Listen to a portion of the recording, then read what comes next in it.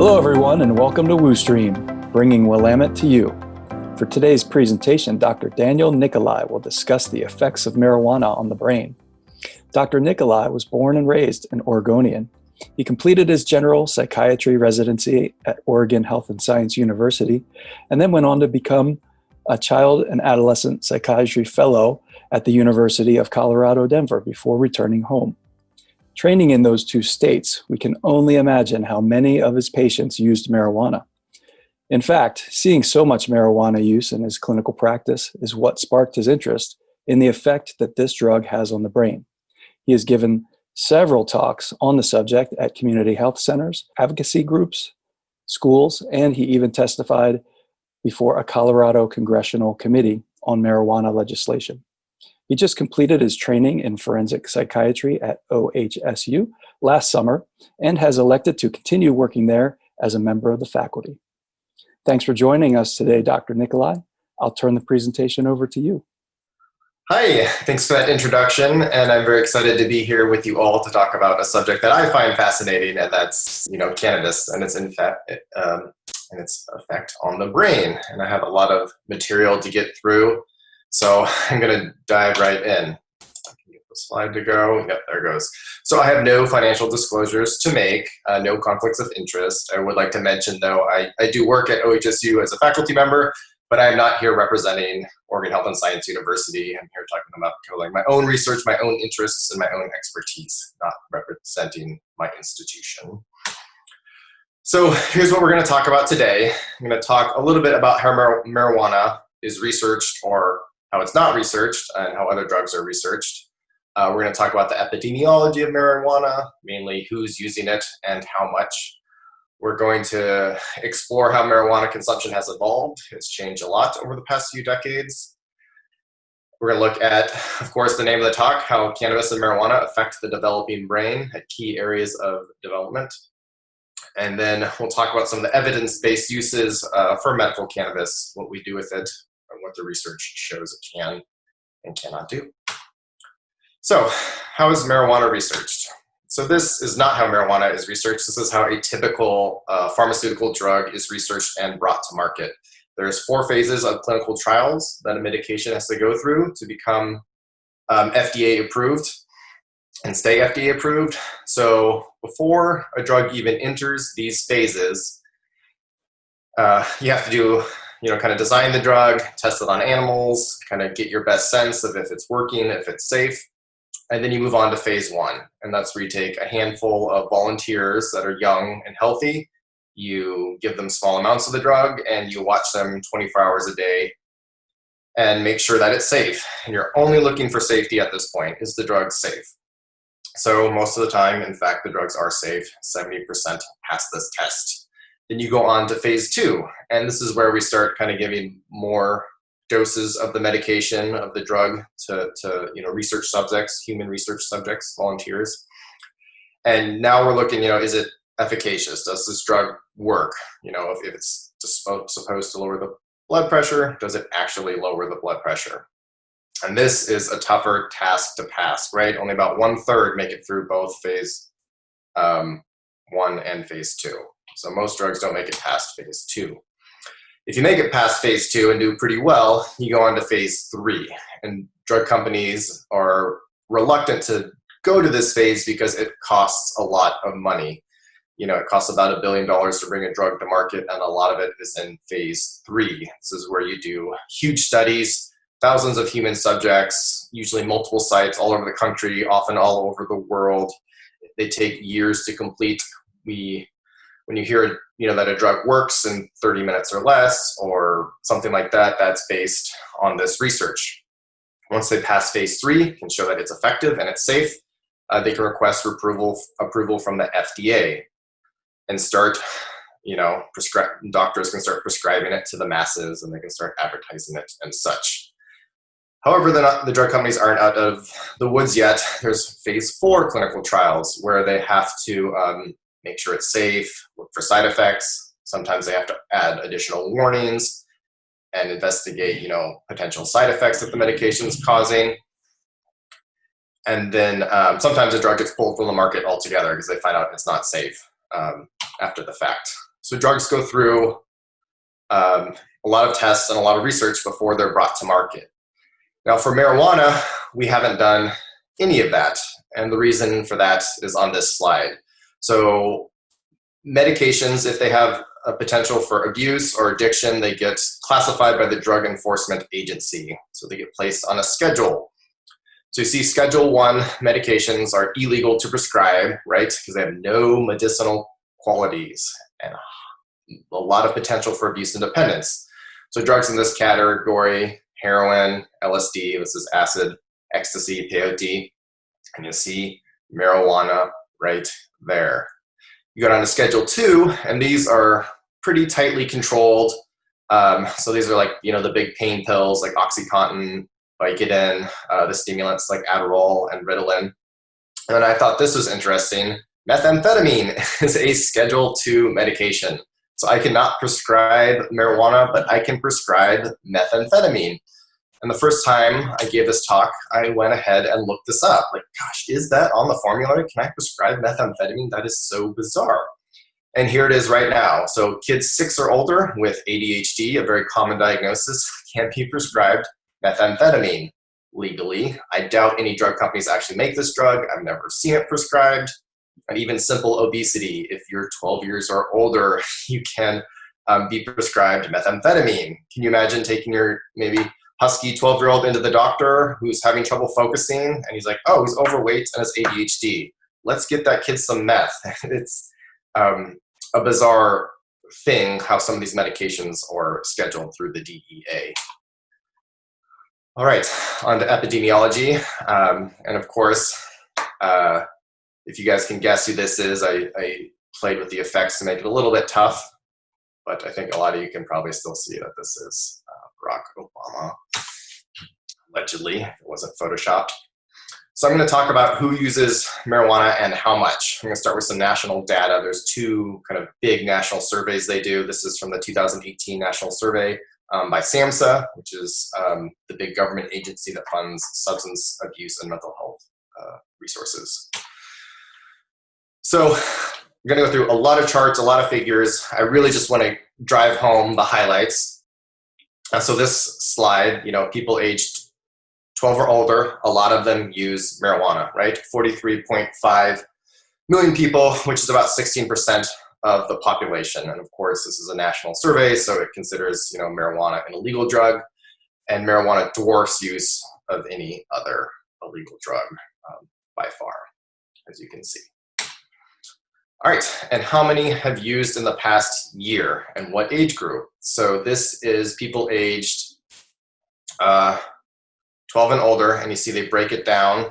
The blue line here is 18 to 25-year-olds, and you will see that as a theme, that 18 to 25-year-olds are the group that uses marijuana the most. And if you look here, kids aged 12 to 17 is the gray line. That is quite similar to just adults 26 and older, the yellow line. So kids and adults outside that 18 to 25-year-old range are using marijuana at about the same rate. So this is past year marijuana initiates. So what age are people starting marijuana or trying it for the first time? And this is probably the one slide where it's not the 18 to 25-year-olds, it's the 12 to 17-year-olds. It's the teenagers and even kids who are a little bit younger is when most people start marijuana. It's kind of starting to collapse here a little, but still it's mostly the 12 to 17-year-olds. So, and now I'm going to talk about another trend, which is that people aren't perceiving marijuana as dangerous. So they kind of surveyed, do you think this is, a harmful thing to do? Smoke marijuana on a weekly basis. That's the red line. You can see most people said no. And this is for youth. This is age 12 to 17. About 40% of people thought that smoking marijuana weekly was a bad thing to do. And you can see other drugs are higher: cocaine, heroin, frequent alcohol, and cigarette use. You go to adults age 18 to 25, and you can see this line gets cut in half. So about half as many people age 18 to 25 see smoking marijuana as a problem compared to those that are younger. I'll flip it back. So 12 to 17-year-olds, about 40%, that red line there. And then about 20% are less for 18 to 25-year-olds. And this is people who have developed marijuana use disorder. So that's, there's 11 criteria to get diagnosed with a substance use disorder. It's things like spending too much money on marijuana, spending too much time trying to get it. It causes you problems in your life, but you still keep doing it, et cetera, et cetera. You build up a tolerance, you suffer withdrawal when you stop using it suddenly. And you can see, again, 18 to 25-year-olds, about 6% of them have marijuana use disorder. All right, it wouldn't be a bunch of charts and graphs without a good old Venn diagram. So you see the big blue circle here. These are youths, age 12 to 17, who had a major depressive episode. So lots of youth have major depressive episodes for lots of reasons. Where the blue dot is the big one. The yellow circle here is youths who had a substance use disorder. And this isn't specific to marijuana, but this is kind of the data that was available. And you can see a big chunk of this yellow circle has had a major depressive episode, right? 40% of it. So if I have a kid comes in who, uses marijuana heavy to the point where it's a problem, that's a substance use disorder, and he's at high risk, he or she's at high risk of having a major depressive episode. There's a big overlap there. All right, and these graphs kind of get confusing, but so this is age 12 to 17. And you can see, about 32% of youths had a major depressive episode and, used illicit drugs. About 14% of youths did not have a major depressive episode, but used drugs. And you can see kind of with all these substance use, most of them have had major depressive episodes. So people who use drugs tend to have major depressive episodes, in this age group. And this trend is true also for adults age 18 or older, right? The red one here is no mental illness. The dark blue one is any mental illness. And then the biggest one in about every group is serious mental illness. So adults with serious mental illnesses too use marijuana at higher rates. And this is where I get on my soapbox and talk about the need for better substance use treatment, right? About 15% of 18 to 25-year-olds need substance use treatment. Again, this is not specific to marijuana, it's a substance use in general. And here's the people who actually enroll in substance use treatment, right? 2%. So we need 15%, and we have 2%. So people don't have access to treatment. It's very unfortunate. All right, I'm gonna switch over to data from good old state of Oregon. So this is, the OLCC, the Oregon Liquor Commission, tracks how much revenue is brought in by the cannabis dispensaries.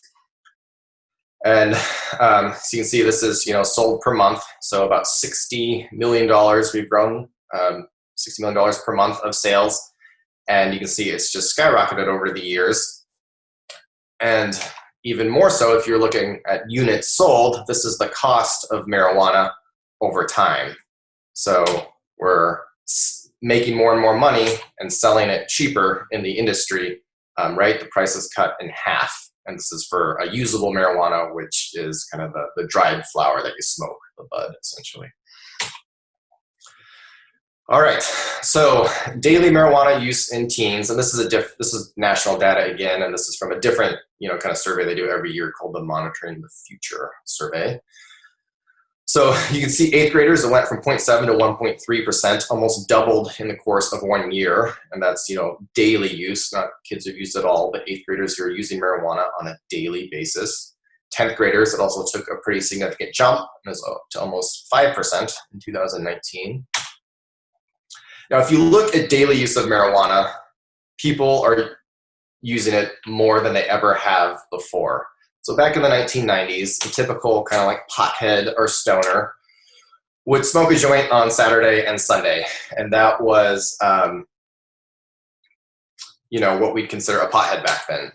And marijuana back then, it's laughable now, was about 4% THC. And that was pretty strong stuff back then. It tended to average more around 2 or 3%. So, you have a couple joints Saturday and Sunday, that comes out to about 4.6 milligrams of THC consumed, on a daily basis, for a 7-day week. Now, this is data a few years old in the state of Washington. The typically daily user smokes or consumed marijuana multiple times per day. And average THC was about 20%. I imagine it's higher now, especially for daily users. I'll have some slides to show on that later. And so that was about 1.3 grams per day of 20% THC was the statistic a few years ago.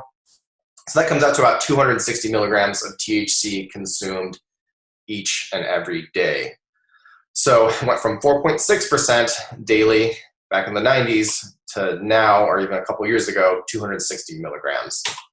So I'll do the math for you. That's an increase of about 60-fold. So to put that in other terms, if you think of caffeine, caffeine's not harmful in small amounts. You have a cup of coffee every day. There's even some research that shows that people who do that live a little bit longer than people who don't drink coffee. Right, so that's about 150 milligrams of caffeine per day is a venti cappuccino at Starbucks. You increase that by 60-fold, that's 9,000 milligrams of caffeine. If you just said, hey, I'm going to get ultra concentrated stuff, I'm going to take this more, right? It's natural, no harm. That's a lethal dose of caffeine. That's enough drug to kill you. So when people say marijuana, it's been around for years, it's natural, that's not necessarily true, right? It's highly genetically modified. It's way more potent than it's ever been. It's not organic. They use pesticides, which is the biggest infraction the companies get is for misuse of pesticides or not using them correctly. And if you did the same thing with caffeine, that would kill you. So we don't really know what this high amount of frequent use of THC does to the brain. And so this is kind of a confusing slide. This is each line is a different study here. So just look at the black one, that's the average. And this shows the trend that people who use more days per year, so those that use every day, use more each day, right? So if you just smoke every once in a while, maybe just socially, you might just take a couple puffs. If you're smoking every day, you're often smoking high potency stuff, eating it, dabbing it, whatever, doing a lot of it each day. So these are the people where the research shows we have some reason for concern, that if you're using a lot and you're consuming it every day, your brain can be in trouble. And this is the trend that we're seeing more and more people do, right? Marijuana is okay to use, it's not harmful, so I'm gonna use it all day, every day. And here's kind of that same line. They did some fancy math to make a nice smooth line based on their data. And you can see it's up to 1.75 grams per day. The statistic I gave you on the slide was 1.3 grams per day, right? And so many people use much, much more than that. Right, and then of course, vaping is just exploding, right? This is monthly marijuana vaping. You can see that almost doubled among high school seniors in the last year. And of course, the cigarette companies have not changed their ads, right? Here's an old cigarette ad, and here's a new juuling or vaping ad. And just a little bit on my high horse about vaping, that's really exploded. We were kind of winning the war on tobacco for many years. Teenagers were smoking less and less. The rates were going down until vaping and flavored vaping came out, and it's just exploded, right? So, about 20 to 25% of high school students at various ages had vaped in the last month, according to this survey. All right, so really the main takeaways I want you guys to get from all those charts and graphs that I spent all that time is that people are using cannabis and marijuana more frequently than ever before. They're using formulations that are more powerful and more potent than ever before, and they're starting to use it at younger and younger ages, right? Often 12 to 17, which is of concern for me, right? Because I'm a child and adolescent psychiatrist, so I talk to kids about this a lot. So what exactly is marijuana? So the marijuana plant is down here on the bottom left. There are two species of the marijuana. There's cannabis sativa and cannabis indica. And so the indica is supposed to be the chill one that helps you stay calm. They say indica keeps you in the couch. And sativa is a more stimulating strain, is what people report. So the most common way to consume marijuana is to kind of take the leaves, you dry them up, roll them up, and you put this and you smoke it with a flame and a joint. This here is called hashish. This comes from the middle of the plant, and they used to throw this part away because you couldn't really dry it out and smoke it all that well. And then they figured out, hey, there's tons of psychoactive compound in there. let's kind of make it into clay, make it into oil, make it into all these other formulations of it. So we're using the whole plant now. This up here on the top left is a hemp plant. So hemp, it's a different species of plant. It also contains CBD and THC. And there is a law that you can sell hemp products as long as they have less than 1% THC in them. So when you go to the grocery store and just see there's CBD, or even the doggy daycare we used to take my dog sold CBD products, those are hemp derived. There is kind of a loophole in the law where they can sell CBD derived from hemp without any kind of restrictions like you'd see in the dispensary. The CBD you see in the dispensary comes from the marijuana plants. All right, so how can you do it? Well, you can smoke it in a vape pen, you can smoke it in a joint, a bong. This is what it looks like. This was the strongest strain at the dispensary I went to a few years ago when I took pictures, about 2-3 years ago. You can eat it, right? And these look delicious. I took pictures of the ones that looked the most delicious to me, especially the s'mores. I'm a sucker for s'mores. Dark colored cherry, always good. Throw some CBD in there. And of course, the peanut butter Buddha with the fun little cartoon guy here. And then something that really took me back to my childhood was the Pop Rocks, right? Let's throw some marijuana in them and call them Pop Rocks. It is interesting to note that there are a lot of laws that have been passed in states that have legalized cannabis that you can't have packaging that's appealing to children, right? So in my mind, all this has to go. Even the Pot Rocks, right? Pot Roxy, they spell rocks with an X. There's an exclamation point. It's brightly colored. I mean, how are you going to make and package candy that's not appealing to kids? It's pretty much impossible. And since marijuana has been legalized and edibles have been popular, there are more and more reports of kids, small kids like ages 2, 3, 4, coming to the emergency department with cannabis intoxication that require emergent treatment. All right, you don't want to eat it, you can drink it, put a little pep in your coffee. This is a little 5-hour energy type drink. The cocktails look great, especially this Bloody Mary here with the bacon and everything. You can put it topically, directly on your skin. Here's tinctures. Here's kind of a coconut oil infused lotion type thing. Patches you can put on your skin. And then, of course, there are the concentrated oils. And this is a formulation I really want to spend some time talking about. This is the most potent and the strongest way to consume cannabis. This is called dabbing. This is a dab rig. And the bud tender told me when I went to visit the dispensary, what you do is you take a drop of the concentrated oil. This is about 100%. This is pretty much pure THC. You take a little drop of that oil, or they have it in waxes and other formulations. You put it here on the rig, you heat it up, and you smoke it in out the other side. I'll show you a little video. And one little drop, the grain of the rice, is more powerful than a joint. It will get you very intoxicated. So you can imagine people that haven't done it before or just pour a little bit too much, maybe the size of 2 grains of rice. Maybe they don't know what kind of rice the bud tender was talking about. And they can get, very, very intoxicated and even psychotic, where they lose touch with reality. They get paranoid. There was some high-profile cases in Colorado when it first became legalized, where people kind of consumed too much cannabis, and a kid became psychotic, lost touch with reality, thought that like aliens were out to get him or something, and he jumped off a bridge and died. So there is potential harm, especially when you're consuming or dabbing, as they call it.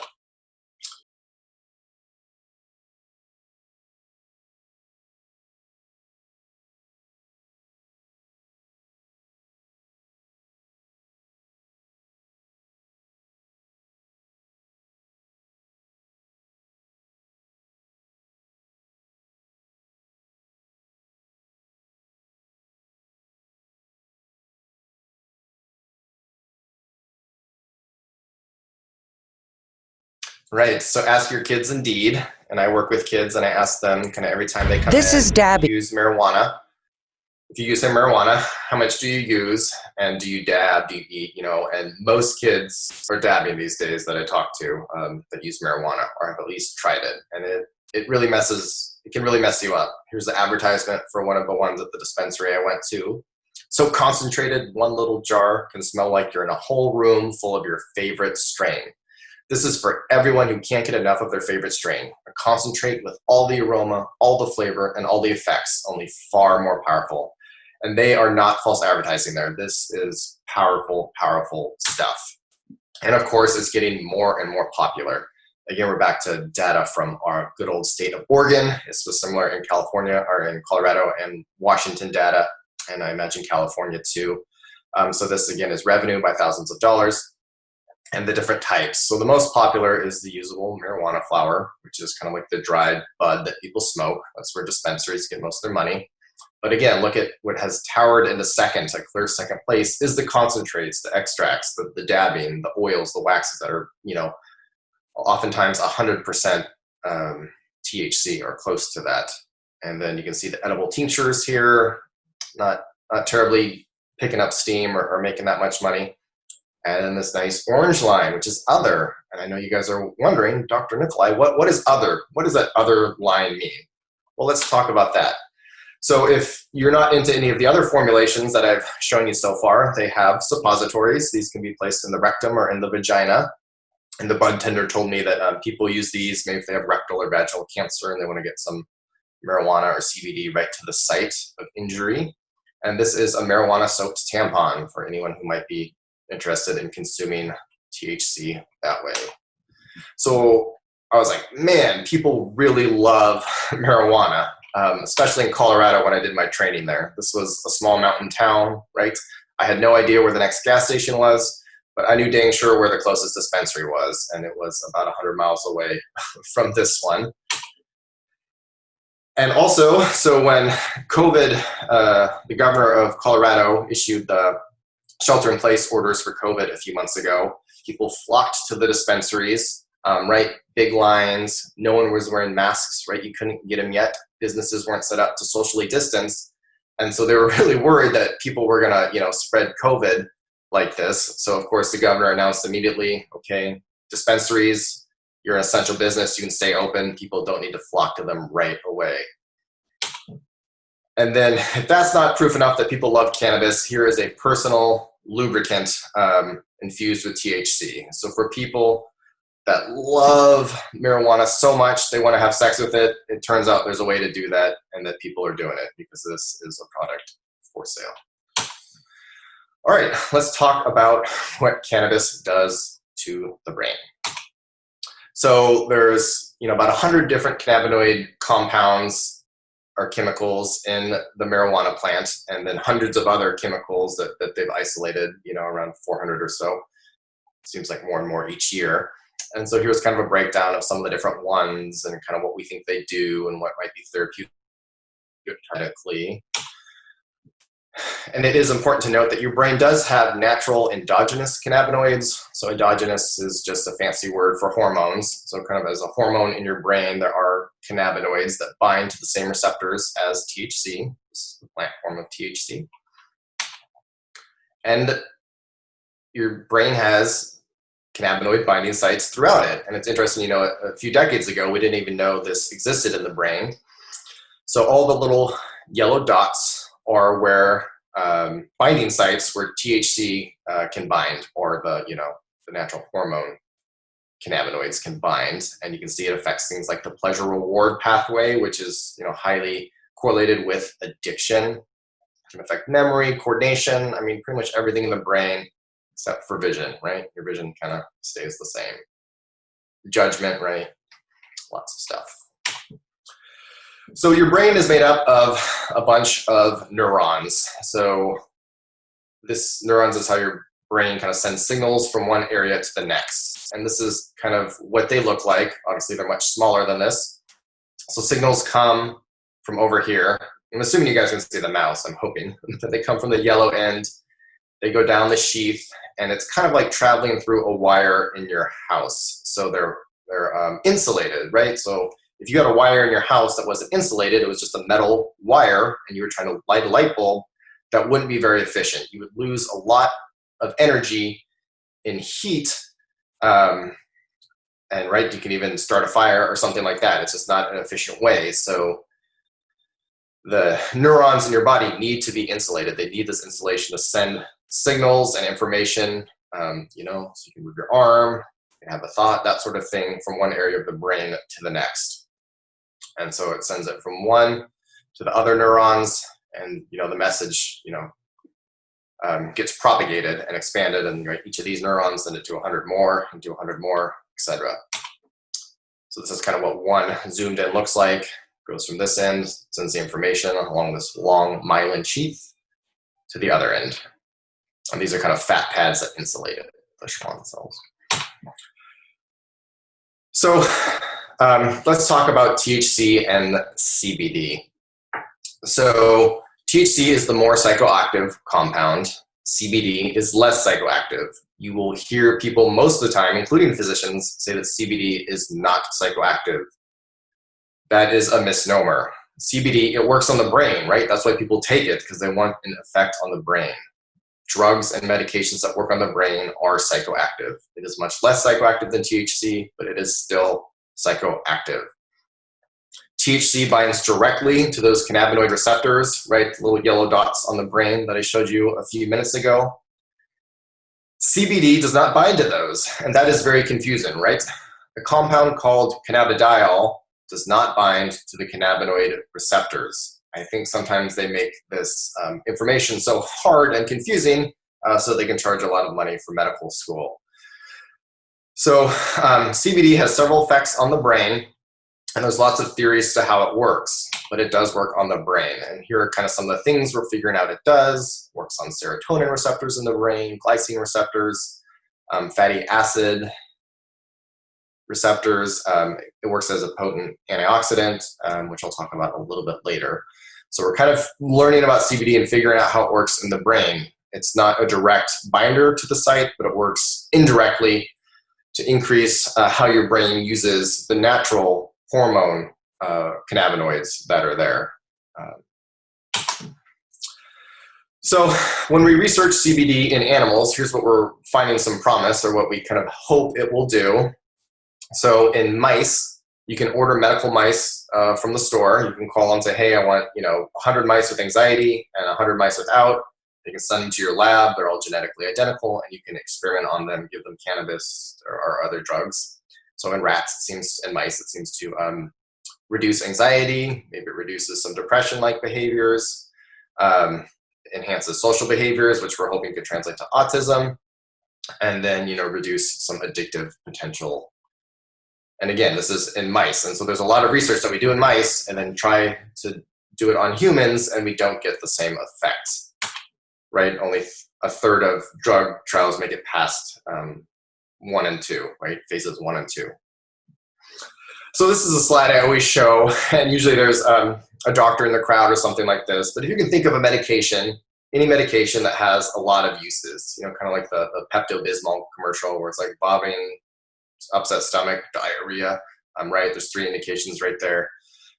One I think about a lot is Prozac or fluoxetine, which, depression, obsessive compulsive disorder, generalized anxiety disorder, panic attacks, aggression and autism. So you can probably think about 6, 7, 8 uses for it. And that's a lot for medication to say it can do 8 different things. If we look at marijuana, it has a vast number of indications that states have legalized it for medically, right? So this is just the state of Oregon. You can use medical marijuana for cancer, glaucoma, neurological conditions, HIV, any condition that causes cachexia, which is like wasting syndrome. You're not eating, you're losing weight, that sort of thing, wasting away.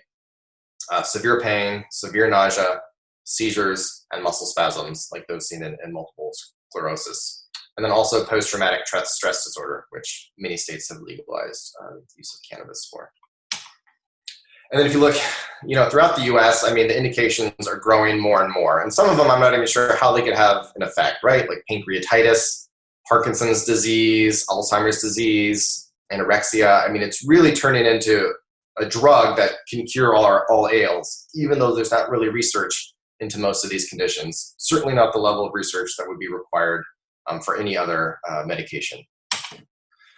So if we look at, where there is some research to treat things from marijuana or marijuana derivatives, there is actually some good uses, right? So there are some medications that treat nausea that are, synthetic analogs of THC. So they took the compound THC, they made a similar compound, and bang, got it FDA approved. And it's actually been approved for a while, for decades.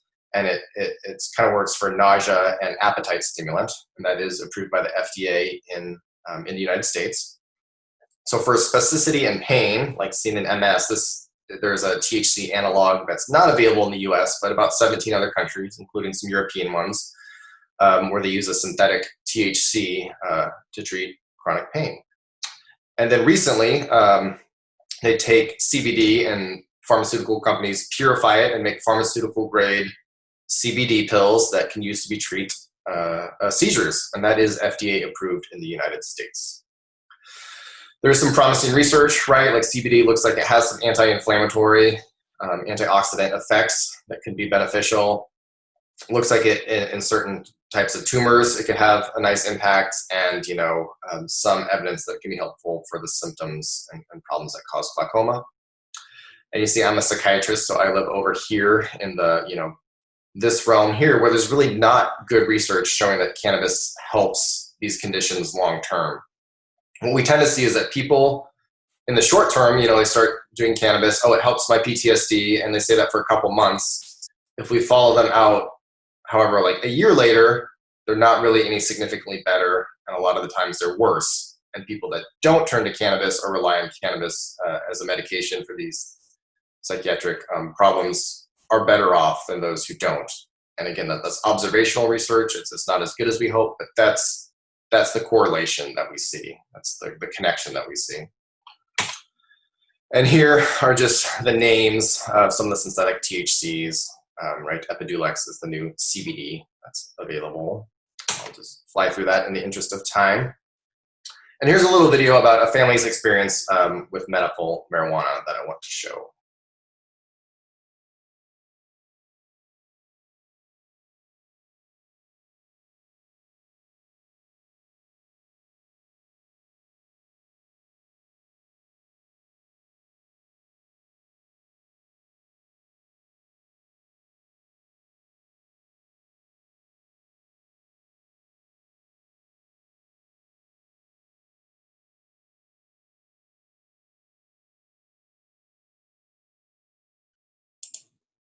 All right. So yeah, there are a lot of people who are very passionate about marijuana and cannabis and are, really telling a story. This is really life-changing for me. Most of the cases I've come across, it hasn't had much of an effect. A lot of parents get desperate. They try CBD oils and they don't really see much improvement. And then, of course, there are these kind of handful of cases that I see mostly in the media where it's been life-changing. And so this is some researchers I met with when I was preparing the first time I gave this talk at the University of Colorado, Denver, where I did some of my training. And they were researching kind of just what we saw there. Does not the pharmaceutical grade cannabidiol, but the cannabidiol oils that you can get at the dispensaries, does that help, reduce seizures? And what they were finding was that yes, parents would report, yes, my kid's having less seizures since I started taking these oils from the dispensary.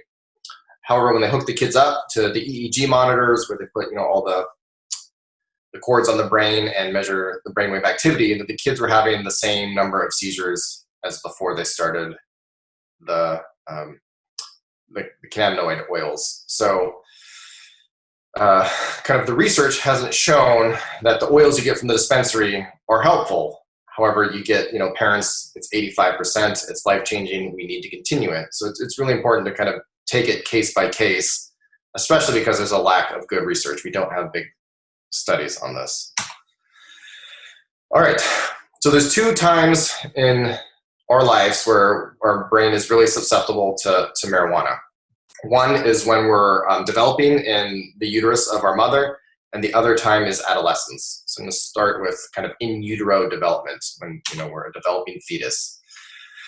So this, again, is animal research, but phonatal is kind of the rat term for prenatal. So before you're born, you're developing your mom's stomach.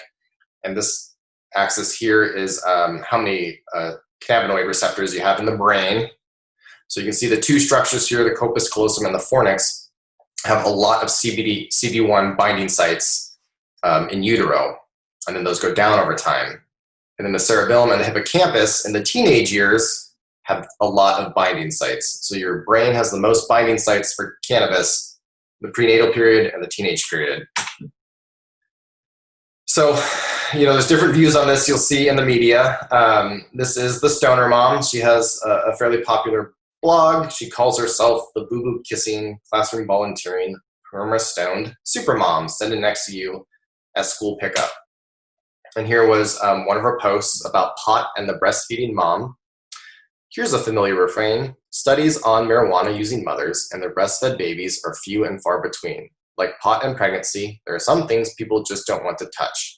Perhaps decriminalization would have an impact on the availability of studies, and we could ditch the archaic Nancy Reagan bullshit of the 1980s and move into the future. Or not, whatever. Breastfeeding, I'm a fan without totally outing myself. I will say that I am somewhat of a closeted hippie. So kind of her take on it, and is true, that there's not really research showing that breastfeeding your baby while smoking marijuana is harmful for the baby. But that study also doesn't exist. And you can imagine that study will never exist in high quality research, because no parent is going to say, oh, here, take my baby, give it some cannabis, which we do know it enters the breast milk and can get into the baby's brain, and just tell me if it's good or bad.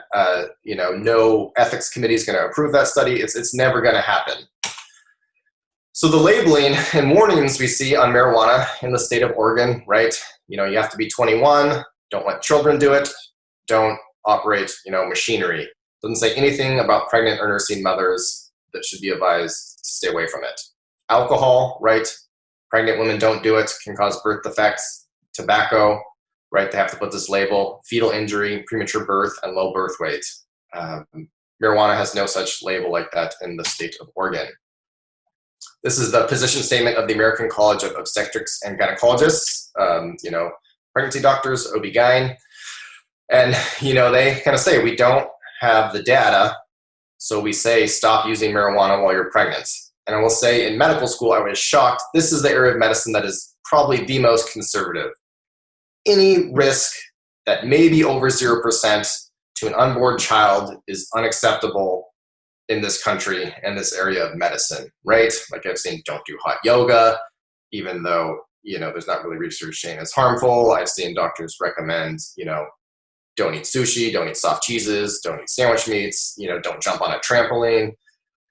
I mean, being pregnant is just a giant list of things not to do, because there may be a fraction of a percent chance that it could be harmful to the baby. And it's hard to, I'm a psychiatrist, right? It's hard to inspire behavioral change in anyone except when they're pregnant. People comply. People will do anything you tell them.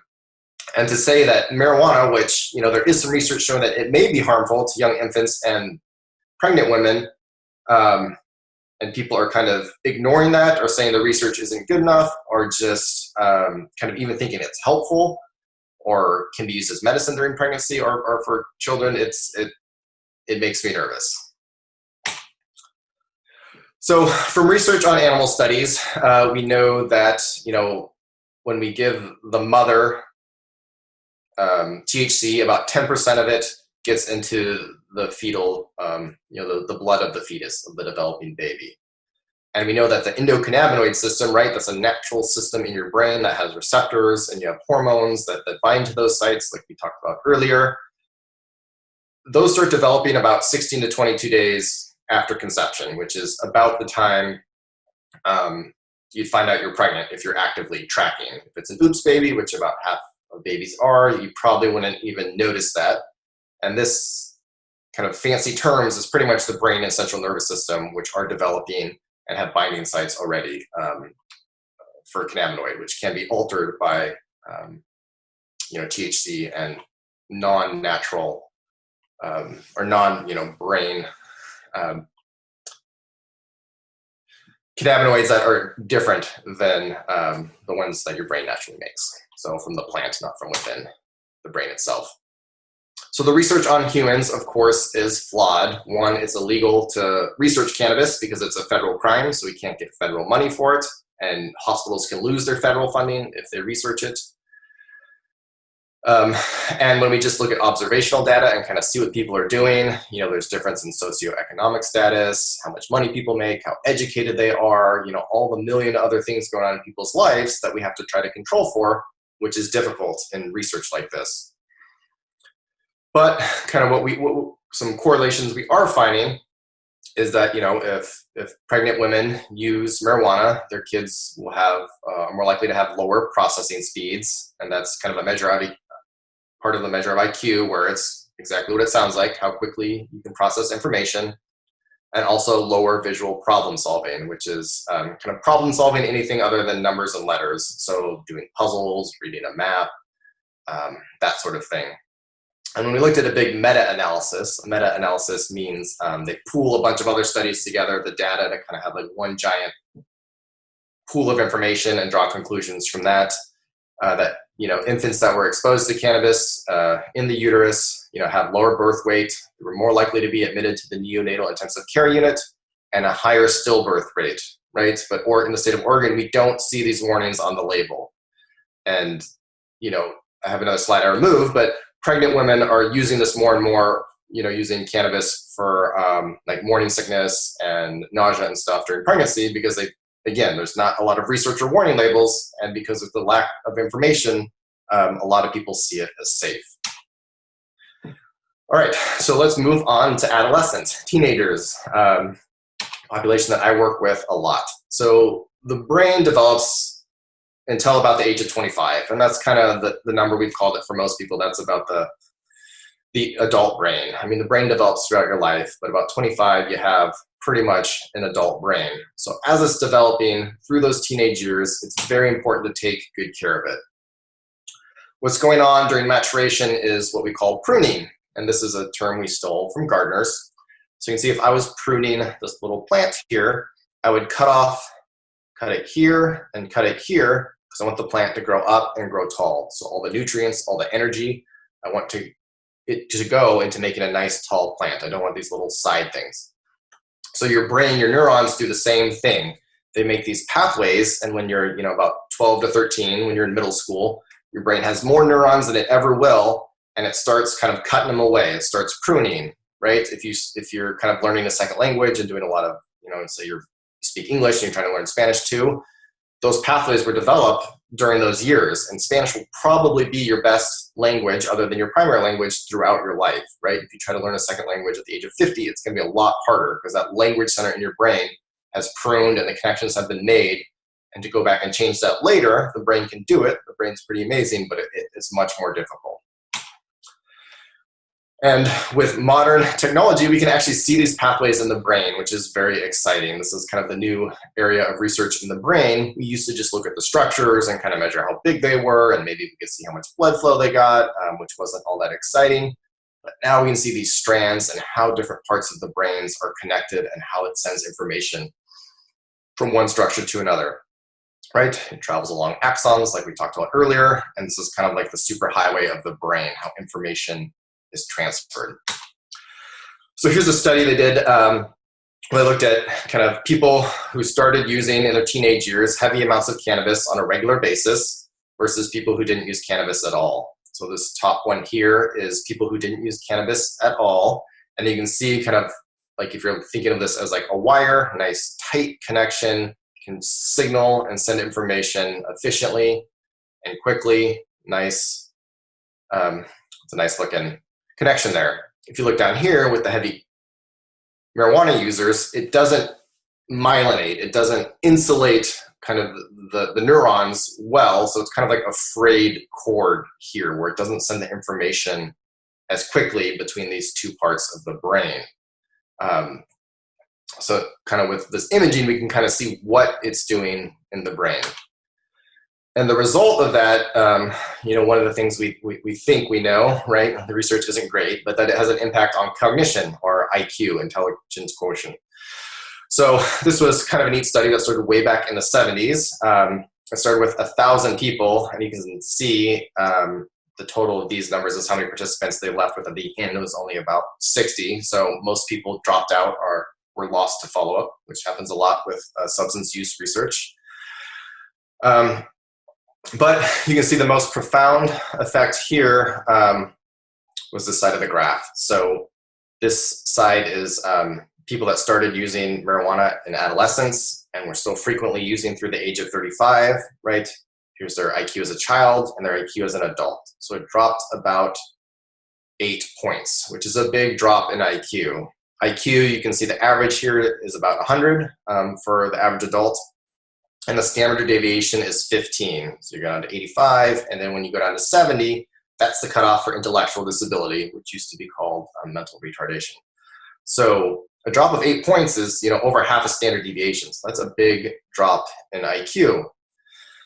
You can see people who started as kids but kind of gave it up, maybe had a drop. When these lines overlap, we can't really say with confidence that this change is statistically significant. And you see people that waited until adult to smoke marijuana, wasn't much of a change one way or the other. So really the people that I worry about are, they start as kids, as teenagers, and they smoke a lot throughout adolescence. And there's other reasons to be concerned too. So this is, people who use cannabis often before they turn age 30, before they turn 17, what do they look like later when they become 30 years old? They're more likely to suffer from addiction to cannabis, right? So as we go from left to right, these are people that use more and more cannabis. So less than monthly or more, weekly or more, and then daily. So daily users are the most likely to be dependent on it. Again, that's not surprising. Those that are more likely to use other illegal drugs, right? And then those that are likely to attempt suicide. These are people I see a lot in psychiatric hospitals. Less likely to complete high school, less likely to get a degree. Interestingly, in this study, there wasn't an increase in depression, although other studies do show that correlation, and a little bit more likely to be on welfare. Now, your risk of getting cannabis-associated psychosis, and remember I said psychosis is the brain losing touch with reality, so you get really paranoid, you're worried like aliens are out to get you, you're hearing voices that aren't real, they're telling you to do things, kind of losing touch with reality.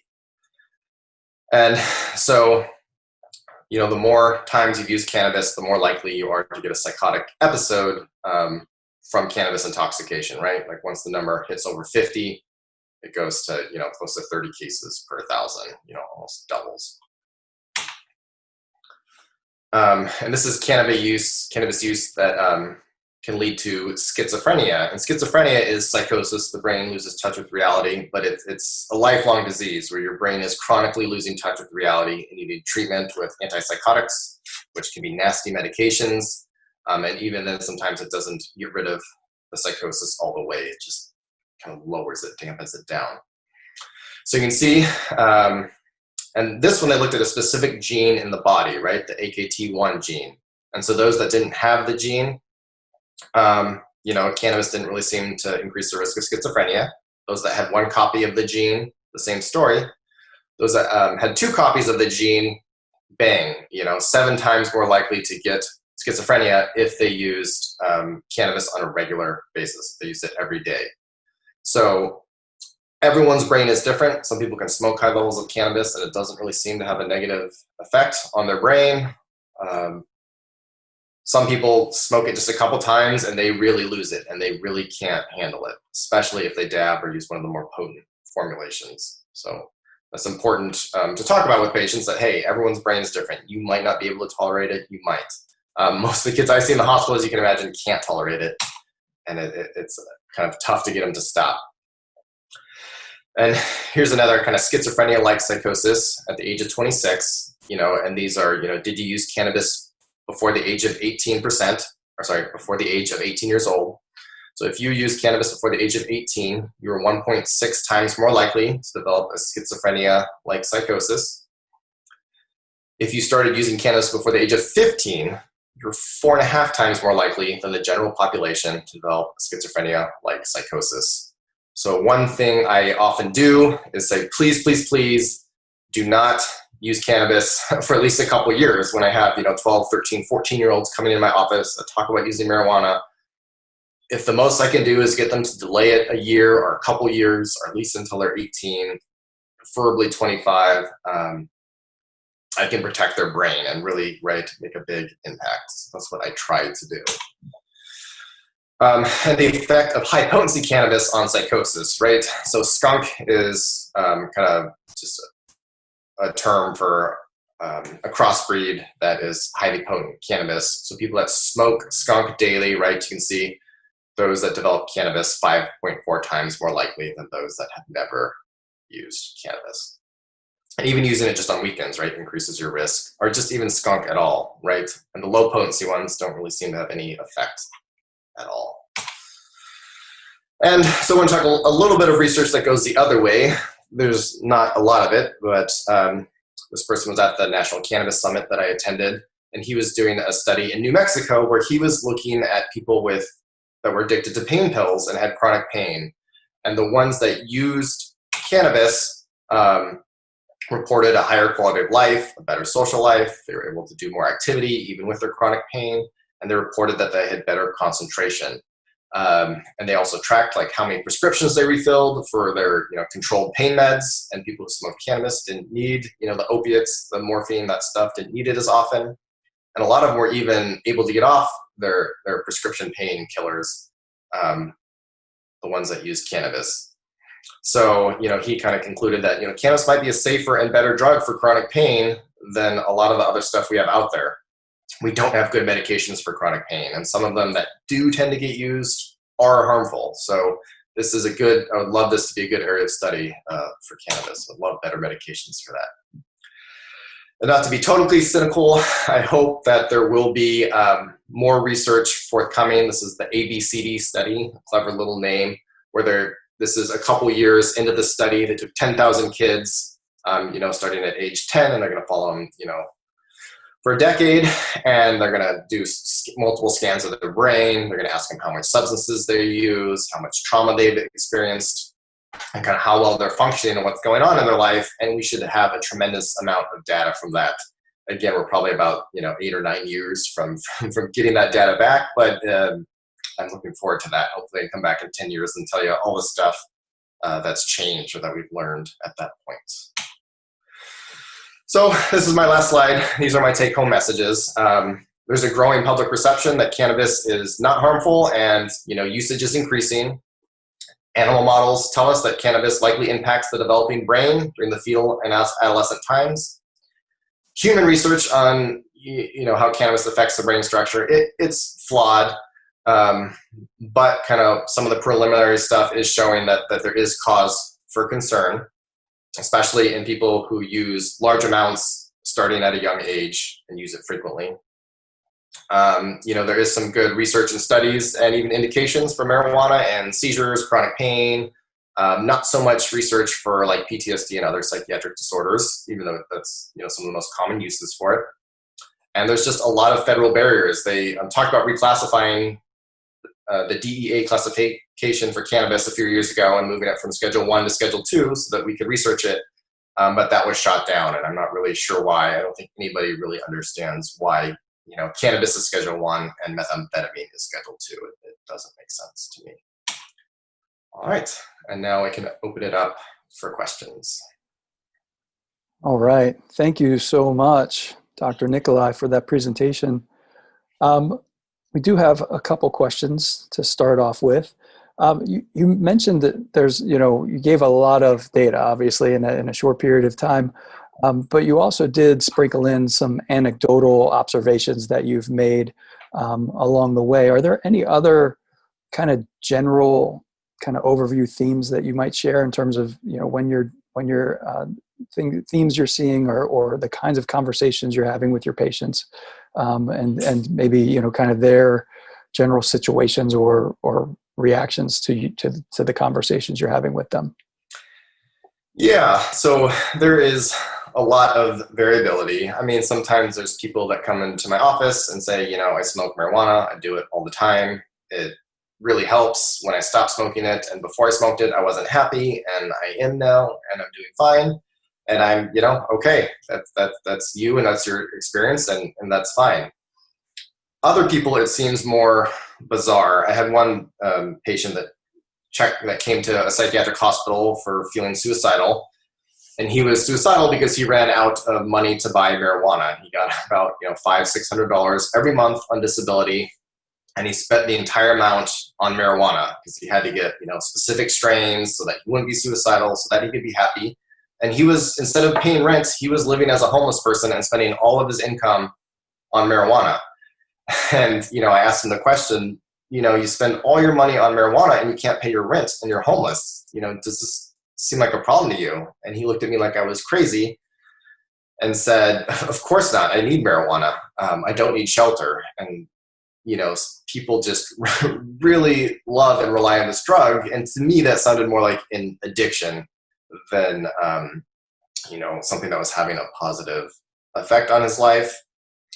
And I will say that so many people use marijuana now that it's hard to tell the effects that it's having. So I worked at a clinic in Oregon that focused on, teenagers that were having their first episode of psychosis, right? Are they going to develop schizophrenia, this long-term thought disorder where they lose touch with reality? And there were a number of cases where, they didn't really have very many risk factors, but they smoked a lot of marijuana. And I will say the ones that we could get, it seemed like their brains couldn't handle marijuana. Maybe they had that gene, we weren't able to test for them. But the ones that we could get them on medications, tend to stabilize and do well, and the psychosis would go away and they wouldn't develop schizophrenia. And the ones that just kept smoking and couldn't stop tended to do worse and drop out of treatment and be in and out of hospitals and that sort of thing. I guess the final thing I'd say is that dabbing. That is a huge part. Please do not dab. Do not use the concentrated oils on a regular basis. That is, I've had people come in.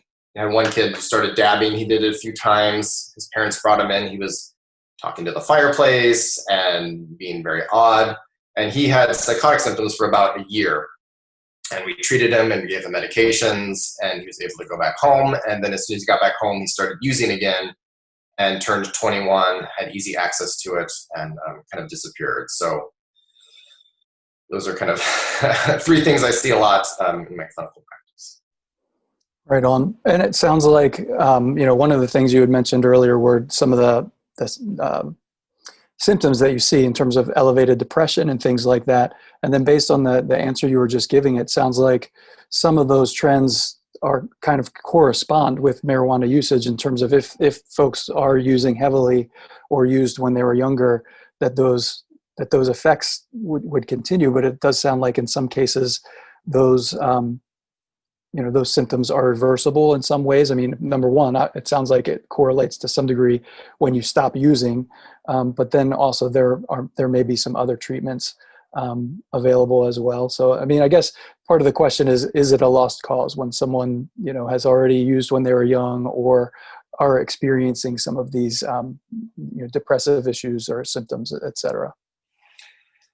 Yeah, so I'd say it's never a lost cause. I also work at the Oregon State Hospital, which is where people go that have kind of long-term psychotic symptoms.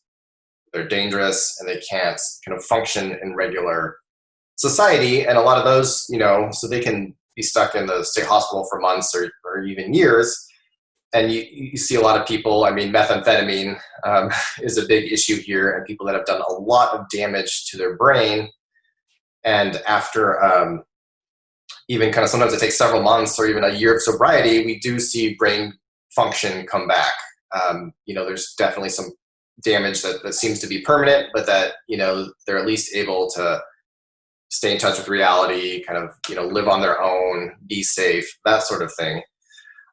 So I'd say it's never too late, even if you've had this horrible drug habit for years and years, that if you get clean and sober, your brain has this remarkable ability to recover.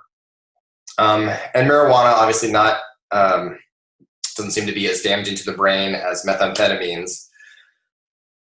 One thing with marijuana, it really sticks around in the system a long time. It takes your body a long time to metabolize it and to get it all out of your body. And so that can be tough for people because you have to go through this very long withdrawal period in a lot of cases where you're nauseous and grumpy and having vivid nightmares for weeks or even months on end because you're withdrawing from cannabis.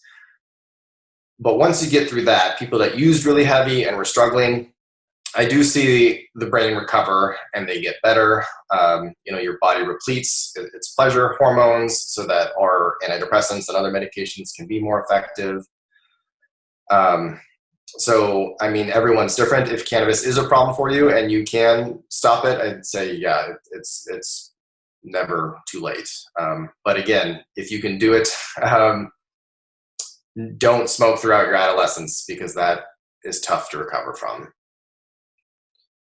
Yeah, it seems like those are the two biggest takeaways, right? If you don't smoke in your adolescence, and really, obviously just avoid it in general, but it sounds like there's so much development going on in the brain during adolescence, and that seems to be when it has such an impact. So, thanks for explaining that correlation. I want to remind viewers, while we have a time for a couple more questions, if you do have questions, you can scroll down with your mouse to the bottom of your Zoom screen, and there is a Q&A feature there. And it looks like another question just came in, actually. So let me read that to you. Do you know anything about using cannabis to sleep? I'm unable to sleep without it after using daily for a long period of time. Yeah, so a lot of people report that cannabis kind of has this calming effect on them or can help them sleep. And I think the story with cannabis is similar for sleep aids in general, which is that sleep aids can be effective for short-term use. So if you're if you're traveling or if you're going through a period where you're stressed and having trouble sleeping, that using sleep aids for a couple months can be helpful. Or if your sleep schedule is just all wonky and you can't get to sleep, that kind of using sleep aids for maybe a couple months to kind of get you sleeping at night and awake during the day can be helpful. When we see people just use sleep aids lifelong, right? I take a sleep aid every night. That's the only way I can sleep. Again, it's kind of the story we see with a lot. It's helpful the first couple months, but then after that, sleep gets worse again, and then it continues to get worse and worse, and then people get stuck, right? I'm taking a sleep aid. I've been taking it for years. My sleep is terrible. And I have this habit of being stuck on the sleep aid. So that's always a tough challenge too, because things generally need to get worse before they get better. So you have to stop the sleep aid. Sleep's going to get even worse, but then eventually your brain chemistry will start to normalize. And then we can work on proper sleep hygiene and getting you, good restful sleep. So if you're stuck on cannabis, you can talk to your doctor about maybe kind of just trying a different sleep aid to get you through the withdrawal when you'll probably have lots of trouble sleeping. If that's kind of your motivation to get off it, you can talk to your doctor about trying things like that. All right, thank you.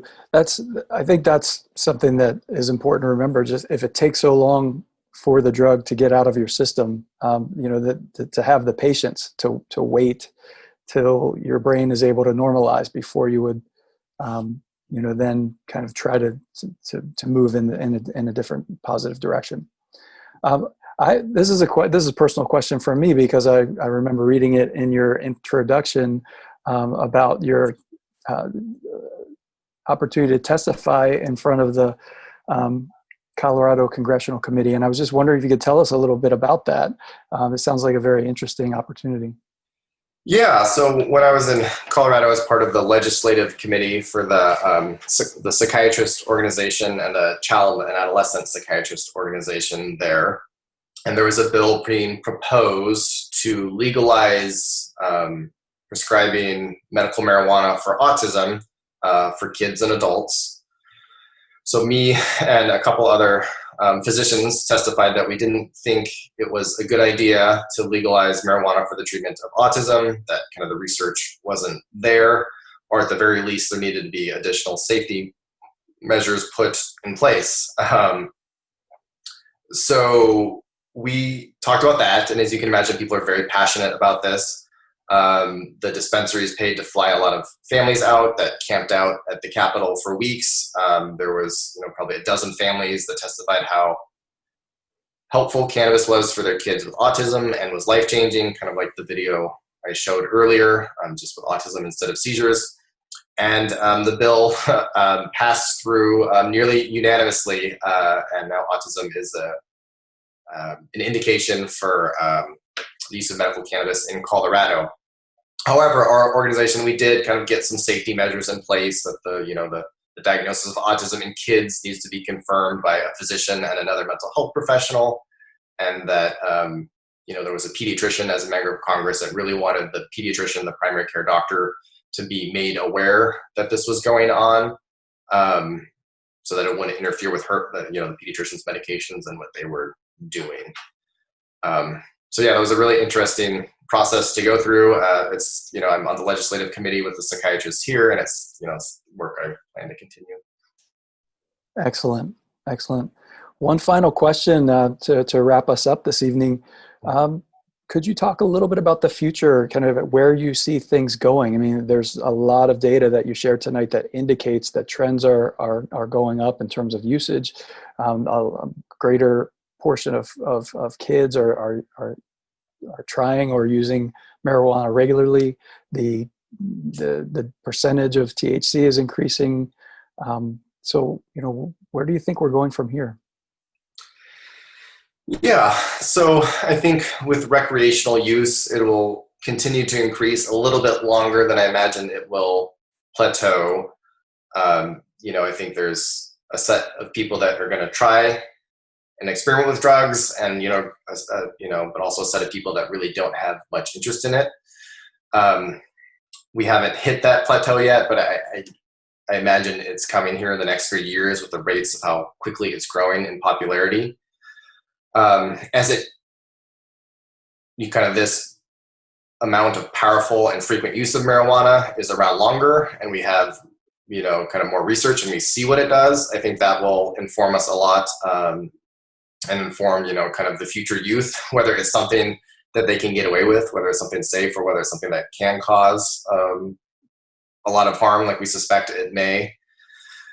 And then I hope medically that it gets, rescheduled by the DEA so that we can study it and have high quality research from it. I think there are, we can certainly derive pieces of the cannabis plant that seem to have therapeutic targets and can be used as medicine. And it's important for us to be able to research that and prescribe it and use it like a medicine. It's a very odd feeling for me if I want to sign a marijuana card and give it to a patient that, hey, go to the dispensary and kind of figure it out. There's no dose, there's no formulation, right? I can, hope they're taking CBD and they're just going buying, dabbing, without having to pay taxes because they have a marijuana card. Another issue there is that a lot of kids I talk to, where to get your marijuana? Oh, my friend's 18, he has a marijuana card for anxiety or something like that, and he can buy it for me. So, I mean, cannabis, it's everywhere. Kids are trying it and experimenting with it. My hope is that we can get them more reliable information on what it does and doesn't do. I think use is going to continue to increase. It's going to get stronger. It's going to get cheaper. And there's going to be more and more of it, at least for the next couple of years. Well, that's the kind of a mixed outlook, I'd say, right? It doesn't look great in the short term, but some of your predictions, I really do hope they come true, with the ability to do increased research and hopefully have the ability to prescribe in a more specific and practical way for your patients. Well, Dr. Nicoli, I want to thank you once again for this presentation this evening. It was very interesting and informative, and I hope our audience enjoyed it. Speaking of our audience, I hope that you tune into WooStream for upcoming content that we will continue to add on a weekly basis. And thanks again for joining us tonight. Thanks again, Dr. Nicoli. Thanks, everyone. Take care.